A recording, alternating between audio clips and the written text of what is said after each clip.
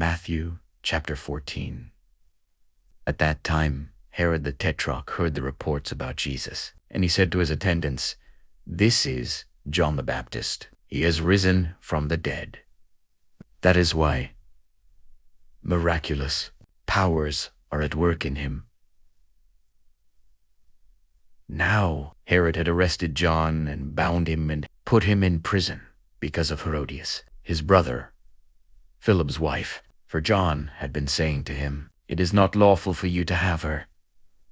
Herod wanted to kill John, but he was afraid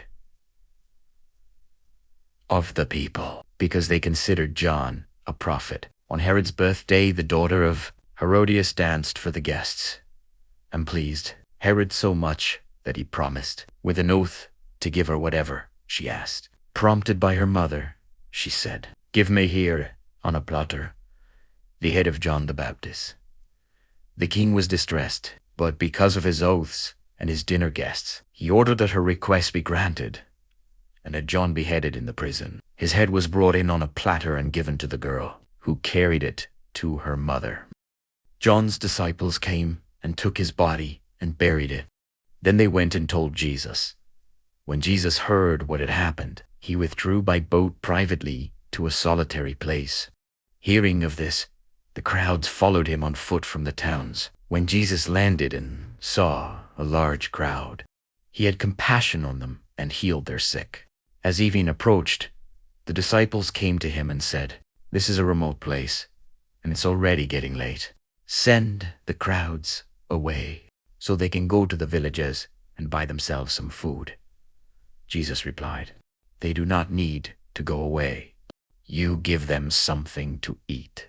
"We have here only 5 loaves of bread and 2 fish," they answered.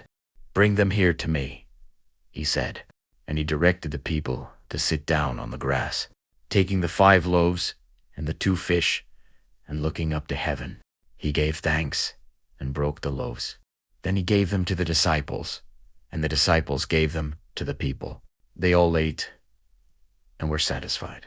And the disciples picked up 12 basketfuls of broken pieces that were left over. The number of those who ate was about 5,000 men, besides women and children. Immediately, Jesus made the disciples get into the boat and go on ahead of him to the other side, while he dismissed the crowd.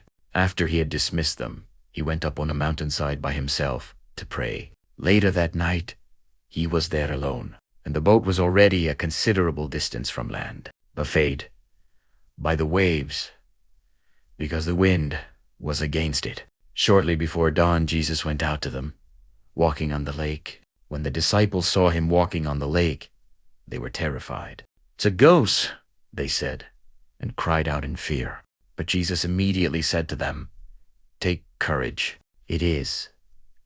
Don't be afraid."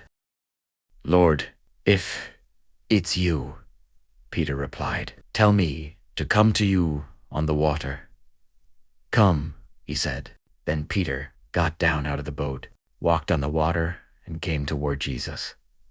But when he saw the wind, he was afraid and, beginning to sink, cried out, "Lord, save me." Immediately, Jesus reached out his hand and caught him. "You have little faith," he said. "Why did you doubt?"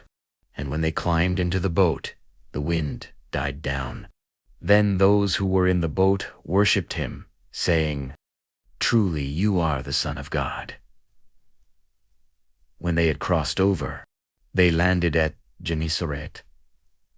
And when the men of that place recognized Jesus, they sent word to all the surrounding country.